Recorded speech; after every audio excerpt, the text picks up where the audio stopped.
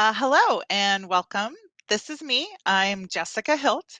You can tweet me at bzba. I think the beauty of doing this asynchronously is that I can tweet you back because I am not actually live on stage talking right now. And then we can tweet at each other, and it's going to be great. So that is me. And this is my talk, Strategic Storytelling. I tell people that because I once got trapped in a physics class because I thought it was a literature class because nobody told me what the class was. And so I sat down and then they never introduced it and then I got stuck. So I feel like if you clicked on this link, you know it's strategic storytelling, but I'm just telling you so you can escape now if you need to. So who is this woman that is talking to me about strategic storytelling? Um, who who is she and what authority does she have to talk to me about that? And I think that's a great question. So I am this person who graduated in 2010 from the University of California, San Diego. I was a late bloomer. I got a degree in literature, but I had also worked in tech for 10 years. So I quit my job working for a tech company and I wanted to do some writing. And so I started doing that. And then I found out it is super lonely to be a writer. And so I wanted to seek out other writers. And so I found a nonprofit organization called So Say We All. And So Say We All works really hard to bring voices to the stage that traditionally aren't seen in those spaces. So, like veterans, people with disabilities, women, communities of color. But they also just go to a bar and tell a really great story, stories that are embarrassing about high school and the time that you thought that mullet was super cool or the time you peed your pants on a cross country trip. So, I joined this community and I told my first story on stage. And then I just kept telling stories. And eventually, over the course of 5 years, I ended up telling so many stories that eventually they just asked if I would join and start helping teach. So I teach classes on generating story or how to refine it to the stage. I also teach how to involve the emotional truth of a story and how to perform it. And I do this for a bunch of different groups and I love it, but I found that it was very interesting because at the time, during this 5 year stint, I also went back into the workforce. I found that writing was too lonely and I wanted to go back to having a day job. And so I got a job at the University of California, San Diego.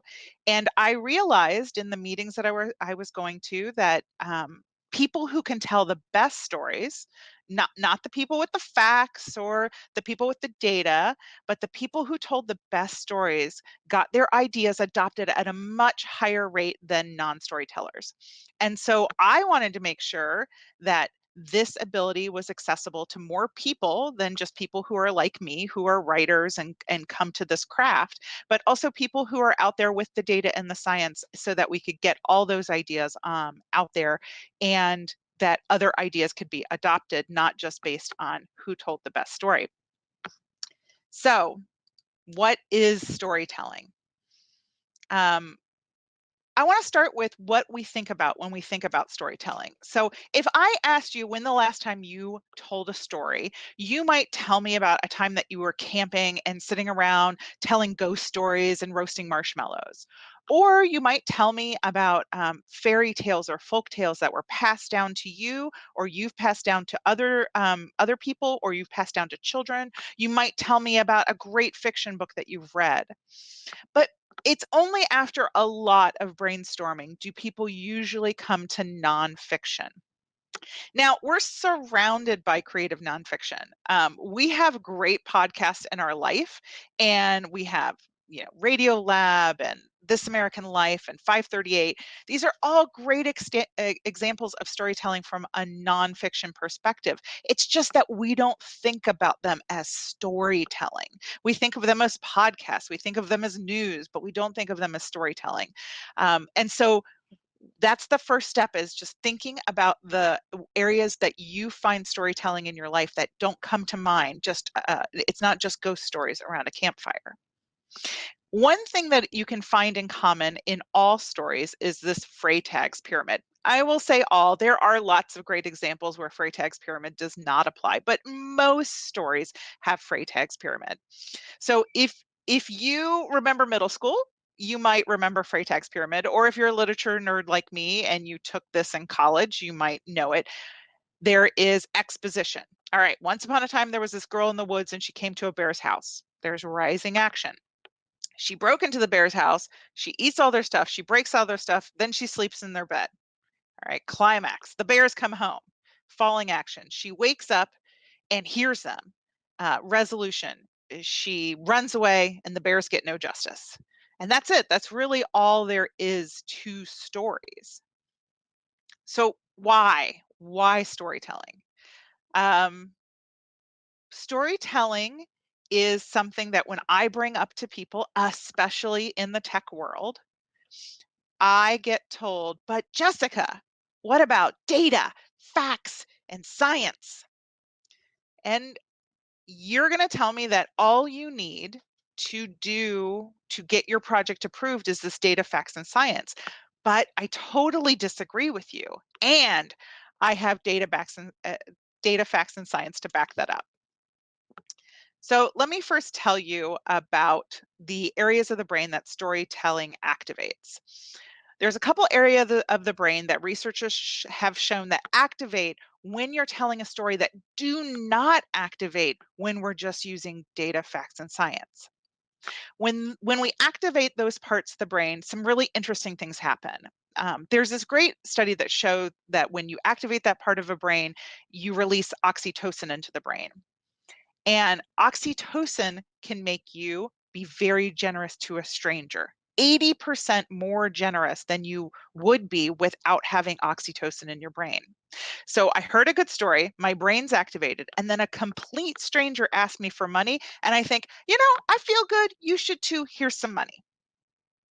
Another interesting fact is a listener of a story, when they hear their story, their brain turns that story into their own experience. So that might sound a little weird, but if you think about it, every time that you have cried when you've been in the movie theater or gotten scared when we watch a horror film, our brains think that this is our experience. They think they're living that story. It's also why you share TV shows with others and you feel personally invested when other people are watching that show. Oh, did you see that episode? What did you think? Right? Your brain has told you that there is a personal investment, and so you are personally invested. 65% of our conversations are personal stories and narratives. We like stories. Think about that. Our brains crave stories so that when we go into a room for a kickoff meeting or to hear a pitch about a project or to a group of people for a project update, our brain wants a story. It wants that engagement. It thinks it's sitting down to watch Ted Lasso, but instead we get the Weather Channel and it stops engaging. We've all been in that meeting where we stop engaging and we start checking emails or doodling. The other great thing that researchers have shown us is what is the evolutionary purpose of storytelling. I should have been an evolutionary biologist. I find this field fascinating. And stories do a bunch of things evolutionarily that they are just beginning to research. So the first one is stories convey evolutionary important information, like where the best food was or where the dangerous areas are. And they do it generationally so that you're passing that story down to more people. And so we survive in bigger numbers. Stories help us bond. They make us feel like we're part of the same team. Researchers believe that stories were the first ways our brains began to differentiate and increase in neurocognitive organization, which is how our brains get complex. Stories helped us understand more complicated ideas like philosophy and mathematics and quantum physics. Finally, one of my favorite areas of research is brains think that our stories have been lived by us. So researchers think that our ability to relive someone's experiences as our own makes us less likely to engage in risky behavior because we have already lived through a story. If we think about that, Humans survived in larger numbers because we learned from these stories. And anybody who's been in a meeting where a tech security issue went wrong has lived that experience, felt that about their own software, and takes it away as a risk assessment to themselves and does not do that risky behavior. Or at least we hope they don't. So one of the great things about working for a research university is that you come across these great books that are written by academics that take an idea that is simple and really put it into this academic brain. And I love the title of this book, Neuroscience and the New Urgency of Emotional Appeals. Brian Jackson wrote this book, and it's a great book on storytelling. And one of the things he says in it is a dispassionate brain that reasons through issues, a brain that weighs evidence, follows chains of reasoning, and pursues its best interest is a brain that apparently does not exist and never has. And this is a great science that I like to bring up, because a lot of people think, oh, we as humans, we've grown too emotional. We think storytelling is this advanced technique, but actually our brains have never been just data, facts, and science. So I just want to give you an example of this. This happened at the University of Massachusetts Medical School. They had a problem. They had a group of people that had uncontrolled hypertension. So they were always being brought in, either to change their drugs, or they were having episodes that were all related to uncontrolled hypertension. And so what they did is what they wanted to do is, their hypothesis is, what if we brought these patients in to talk to peers that have lived this experience and how they got their hypertension under control. And the result was that they experienced a 10, and this is millimeters per mercury, I had to look it up, advantage over just having drugs handed to them. And so what would happen is that these people would come in and they would listen to stories being told of how they adopted whatever medical advice that their doctors had given them into their lives, how they lived their lives, how they went to parties, how they interacted, how they made better choices. And those patients that listened to those stories took them back to their own lives and were able to use those stories to modify their behavior in order to see a bigger increase. And this is a great result for human beings, but it's also a great result for people in the healthcare field. This is probably not a great result for those drug companies, which I'm okay with, but it is showing how storytelling can be applied and how it has a measurable effect on people. So fine, Jessica, but wasn't your talk supposed to be about strategic storytelling? And yes, it is. Strategic story is the marriage of this creative side, which is my So Say We All side, with my business side, which is my UC San Diego side. And that's where strategic storytelling comes from. You may have heard of strategic storytelling before if you're super into marketing or really like this topic.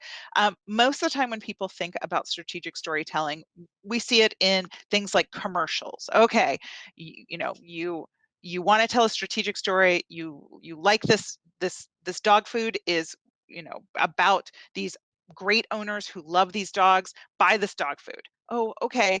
I am seeing this dog on the screen and I fall in love with it, and then I have to buy that dog food. I am the best audience for commercials because I am a sucker. I totally agree with that. We also see it in marketing and mission statements. Anytime you see a mission statement, that is some strategic storytelling. We want to talk about this company. We want to talk about what we're about, and this is our mission statement.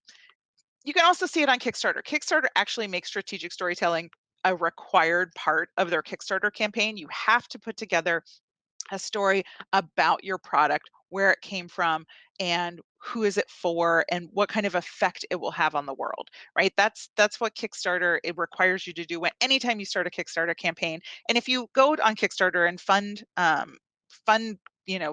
really great board game, you'll always see like a video of their strategic story. But strategic storytelling can also be things that we don't think of right off the bat. So, like founder stories, any story that you've ever heard of, this company started in a garage, that is somebody's strategic storytelling. That isn't just real, that's not just a fact, it is a strategic story. There's also impact stories, like how did this affect our employees' lives, or client impact stories, how did it affect our clients? And then we also have our own personal stories. So those are stories that you probably have told when you've gone on an interview. These are all forms of strategic storytelling. So there's some really great data on the strategic story and how it can affect businesses. So there's a strong link between a strategic story and staff productivity. If you have a strong strategic story, you have a higher level of productivity in your staff. 3 to 1 consumers brought products that provoked an emotional response. And you know this because you've watched television. If you feel moved by a product, you're more likely to buy it. You're more likely to recognize it in the store, which means that you're more likely to put it in your cart. Storytelling is universal. It appeals to culturally diverse audiences and that have a range of interest and learning styles. And what storytelling does is it allows you to transcend what were maybe constraints for a diverse audience. Storytelling is universal. 80% of 450 organizations surveyed said their employees did not understand their strategic direction. So this is a big problem. If we're linking a strong strategic story to staff productivity and 80% of employees surveyed don't understand the mission statement, which have you ever seen a mission statement? They're terrible. They're terrible. They're usually a bunch of buzzwords. Somebody sat in a committee and tried to make something as convoluted as possible that sounds really, really good, and that becomes a mission statement. So great. If they don't understand your mission statement, that means that they're not going to be as productive. What this also means is that people who have really strong mission statements feel very driven by what they're doing. So a great example is that I work for the University of California, San Diego. University and academia doesn't pay as much as the public sector, or excuse me, as the private sector. Got that backwards. So if I understand that my mission statement is working for the greater good because I work for a nonprofit, I'm more likely to stay because I understand what I'm doing makes a huge difference in the world, and so I am motivated by that. My organization has done a really good job of instilling that working for the greater good component in their mission statement. And so I feel like I'm doing better work, and I want to work for less. That's just the way it is. A great thing that I want to encapsulate in this is uh, this quote by Paul Zak. We know that people are substantially more motivated by their organization's transcendence purpose, how it improves lives, rather than its transactional purpose, how it sells goods and services. So what is important to take away here is that a strategic story is never about a product, right? A strategic story is not about we need to do X and X needs to be done if X is a product. We need to sell more bars of soap. Nobody is motivated by selling more bars of soap. But if we say we need to make the world a safer place by selling a product that rids the world of germs and dirt, we are making it a safer place for everybody to live in by selling soap. That is its transcendent purpose. So clarifying the transactional purpose does not motivate your employees. Clarifying the transcendent purpose motivates your employees. So I want to tell you a little bit about how strategic storytelling got me into the position that I am in today. So I was in a job interview. I had just re-entered the workforce, applied for this job at University of California, San Diego. I got into a room. It was packed full of people. And I had just taken a break, but before that, I worked in tech. I managed a bi-coastal support staff for a company that did politics and data, and I was very geeky, right? I was very technical, At least I thought I was. But what they were asking me to do is they brought me in to be this outreach person for developers and system administrators. And I was neither. I was not a developer and I wasn't a system administrator, but I was really good at bringing groups of people together. But I knew at some point in the interview, they were going to ask me about my technical background. And I was very nervous about it, as a lot of women are when they rejoin the workforce. And so I went into the interview and they said, the woman who would eventually be my boss said, how do you keep abreast of the latest developments in this field? And I knew this was the question. I knew this was the question that they were starting to dig into my background, and they had a little bit of question of whether or not I was going to be able to hold my own. And so I said, well, I only date geeks. And everybody laughed. And then I said, okay, and let me tell you why.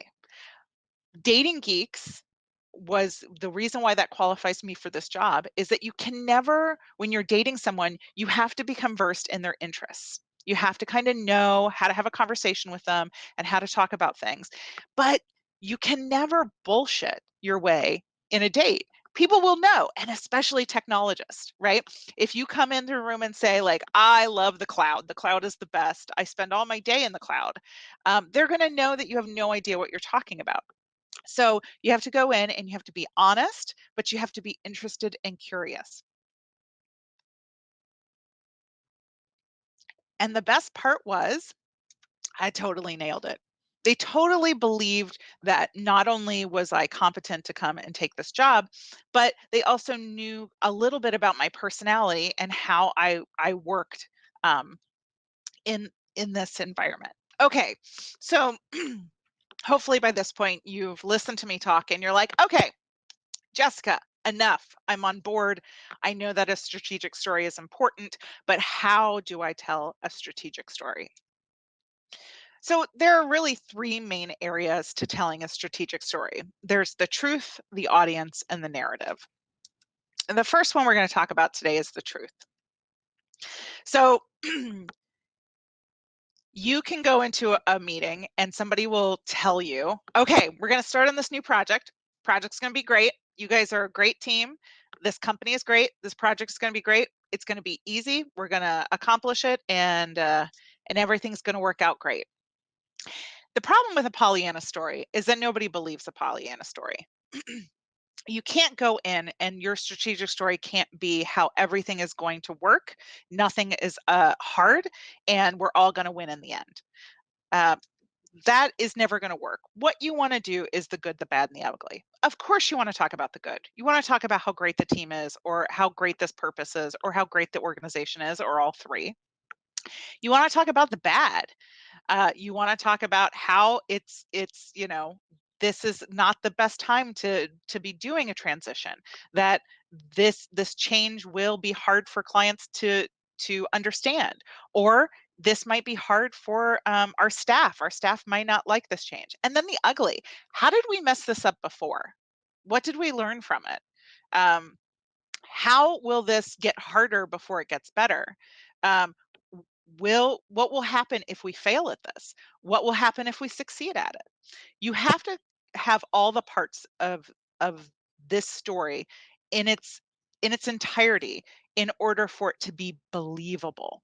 Because the problem with strategic storytelling is that it can come off as completely fake. And if you don't have all the components, you don't tell people the truth, they're too smart to be fooled by a Pollyanna story. So a great example of this is Steve Jobs when he announced iCloud. Um, he referenced Mobile Me. And I don't know if you remember Mobile Me, but Mobile Me was like the first version of iCloud, and it was terrible. People hated it. It did not perform well, and it bombed. And so then Steve Jobs, after it bombed, and a few years later, he decides that he's going to announce iCloud. Well, everybody in the room is thinking about Mobile Me. They're thinking, oh, you just are going to announce the exact same thing. You just branded it something different. But what he started out by saying is, it was not our finest hour. And the whole audience chuckled, and they felt bought in. They felt bought in because he was acknowledging that Mobile Me was a failure, uh, and making a joke about it. And they felt like that it brings this degree of trust. You've told me the terrible stuff. You know what I'm thinking in my head. And so I believe you when you're going to tell me about the rest of this. I had a very similar example from my own work life. This is from completecampaigns.com. I worked there. This was our clip art on our website. I always said that I was the blonde on the right because nobody ever saw me in real life. So I'm going to just be that girl. We did Federal Election Commission reporting for political campaigns. So you make a contribution, it's over $99, your name, your address, your occupation, employer, and how much money you gave to the campaign is submitted on an electronic form that goes to the FEC. Great, wonderful. Except we made a huge mistake. We released some bad code. It was live, and a day before the uh, the deadline happened, all these people submitted reports with this terrible code, and all these FEC reports were wrong. Worse is the Federal Election Commission, if you go in and correct a report, it does not erase or replace your previous report. It just shows the first report and then the amended report. So it will live in perpetuity, that mistake, forever for that campaign. So it wasn't just even a bad mistake. It was a mistake that other people were going to be able to see. My boss, Ben, came to me, and he's a great guy, and he was like, hey, you're kind of in charge of this area. You got to decide how we proceed. What are we going to do about this? And I said, let's tell the truth. And sure, there's a moment's hesitation, especially with complicated campaign finance, especially with computers, especially with code. You can lie very, very easily. And we could have just called somebody and said, hey, your report's wrong, and we're bringing this to your attention because we're super nice. Would you like some help correcting it? And nobody would have been the wiser. However, we knew that we needed to build trust between our clients. So we called our clients and we emailed our clients and we let them know of this mistake, and we offered to help fix the mistake and help fix their reports. But the emotional response to this was huge. Our clients were very thankful. One of my clients said, I know that the next time you call and you say it's my mistake, I know that you're probably telling the truth, because this big mistake, you totally took credit for it. Credit. So that is my story on how to tell the truth in the story, and what it buys you. It buys you a lot when you're telling a strategic story.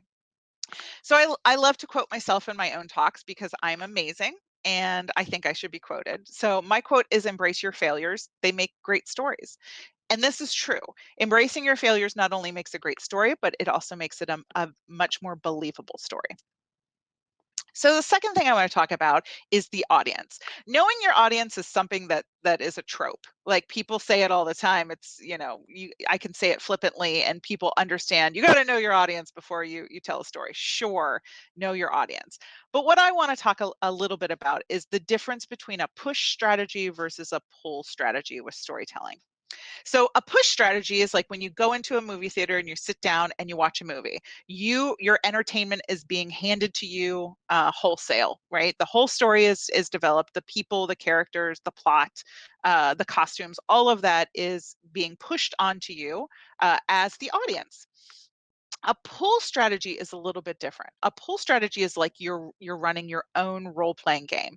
So you do have a DM or a GM, a dungeon master, a game master, who's running the game, who knows what the story should be in its entirety, and has kind of that framework, is kind of steering the story. But there are participants at the table, and those people are contributing their own ideas, they're contributing their own thoughts and feelings, and that is a pull strategy. You're pulling that engagement from your audience. So let me give you a good example of this in business. So Canadian Board of Tourism had a problem. The Canadians didn't think that Canada was exotic enough. Sounds like a problem that I would think Canada would have a problem with. Canada's not exotic. I don't think Canada's exotic. Canada's Canada. So the Board of Tourism had this as a problem because they wanted Canadians to visit and tourist locally within Canada. They wanted that money to be spent in Canada rather than abroad. But Canadians wanted to vacation in other places. They wanted to vacation someplace exotic, not someplace in Canada. So the Board of Tourism put together a campaign called Where Is This? And Where Is This was a hashtag. And what they would do is they would post beautiful pictures of Canada with the hashtag Where Is This? And so they posted pictures like this that and I know I'm from the Midwest and I live in California, and so maybe I don't understand how beautiful Canada is. I never would have expected pictures like this from Canada. And so what they would do is they would send people to this website that's called localsnoca. So not only was it these beautiful pictures that were going out, but also had this like, oh, local pride. I'm from Canada. This is my country. What happened was very interesting. Not only did they have people that were very interested in looking at the pictures and their tweets, but they had a whole audience that were answering, where is this? Oh, that's this place. I've been there 1,000 times. Here's my own pictures. But also trying to one up localsnow.ca. So they would post another picture and hashtag it, where is this? And it would be another exotic locale of Canada. So there was interaction with the brand, right? We had people who were retweeting and going to the website and looking at all these amazing pictures. Uh, they provided the company with content, so it saved the Canadian Board of Tourism lots of money because they didn't have to pay for these pictures. It was being retweeted and people were providing their own content. And then people would tell their own stories like, oh, I go there every year and I go camping. Or, oh, have you checked out this website? There's still reservations available for these campgrounds. Or, oh, this is the perfect time of year to go because the best hiking is done now. The result was $500 million was spent within Canada's borders that would not have been spent there otherwise. That's a big result for a campaign that was really crowdsourced. So with the audience, one of the things that you want to consider is all your stories top down. The Canada Board of Tourism had tons of pictures. They had tons of resources to send that out. But by telling a story top down, you're doing a push strategy. You're telling people the content. A pull strategy, by having people at different levels, we have the CEO level, we have the manager level, we have the client level, we have the coder level. If all your stories are coming from the top, they are just all push strategy. Are we telling who we are, not just what we do? Locals know is a wink to the locals. It's a wink to the pride of being Canadian. If we are just telling a story that is about the product that we are pushing out, but not about how this product improves lives or what it does for the company or what it does for our clients or employees, then we're not telling a story right. And then you're not Aesop's fables. You should not be telling people the punchline of the story. In the Canadian Board of Tourism example, they didn't go out and say, hey, Canada is exotic. Here is all the examples of Canada being exotic. They waited for other people to participate, and that grew a much bigger momentum than had they just pushed it out as an Aesop fable, as telling the moral of the story. So the last thing I want to talk about in what makes up a strategic story is the narrative. So I'm going to go back to this Freytag's period, right? Exposition, rising action, climax, falling action, resolution. I told it in the Goldilocks and the Three Bears story. Goldie Bears, that's, she ended up marrying the youngest bear. It's the Goldie Bear family. This is important, and I want to break it down a little bit farther in a business sense. So one of the things that I want to bring up here is a lot of people think, this is a clip from Dead Poet Society, which is one of my favorite movies of all time. I know I'm a big nerd, but I love that movie. And one of my favorite parts is when he's graphing whether the poem is important enough. They read this introduction into the book of how to graph to see if a poem is important enough. And one of the things that I get pushed back about a lot is that storytelling is artistic and creative, and therefore it should be organic. And I have a lot of problems with this because I'm a writer and I spend a lot of time polishing my craft, right? I spend a lot of time revising and looking at things from different perspectives and tearing stuff apart and rebuilding it. And I spend a lot of time developing my craft. So to say it's organic really just takes away everything that I work towards when I'm becoming, when I'm writing my craft. And that's the other thing. I don't want this to seem magical to you. Storytelling is not magical. It is practice, it is learned, and it is something that you can integrate very clearly in. So I don't want you to think that the being this Freytag's pyramid is too clinical. It should all be organic. That is not the way storytelling works. So let's talk first about setting the stage, rising action, and how we get there. So this is what when we're talking about a project, this is where we're talking, where did we start? So what has it been like in the past? What's changing? What are the external pressures? And what is the challenge? So I'm going to use an example from my own work. I work on a project called Surfliner, which is a cross-campus collaboration with another UC, University of California, Santa Barbara. And we have been working on a few projects. And we had to convince people that working together as a collaboration, because we are two different universities, is worthwhile. So when we sat down to tell the story of Surfliner, the very first thing that we talked about is, what has it been like? And we talked about how we each, as different libraries, because I work in the library, we are tackling the same issues that other libraries are tackling. And we get into the same loops of logic where, oh, okay, we have really great code and we have a really great program, but it needs to be upgraded. And there's way too much technical debt. So therefore, we're just not going to upgrade it. And we're going to work on something new to build up. But then, oh, we shouldn't work on something new. We should work on tech debt and then get it back. And we would get into these loops. And it happened at lots of places, but it happened at our libraries. So how has it been in the past? What's changing? Well, funding is getting scarcer. We're getting a lot of external pressure to make more with little. And then what's the challenge? The challenge is that we don't have as much staff as we would love to have.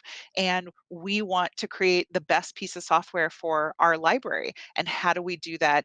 And how could we accomplish that together? And how would that be better? So then there's the dramatic conflict, and this is our turning point. And you've all been in that meeting where you have a very dramatic product. So this is the unknown territory. This is the what ifs, and this is the change.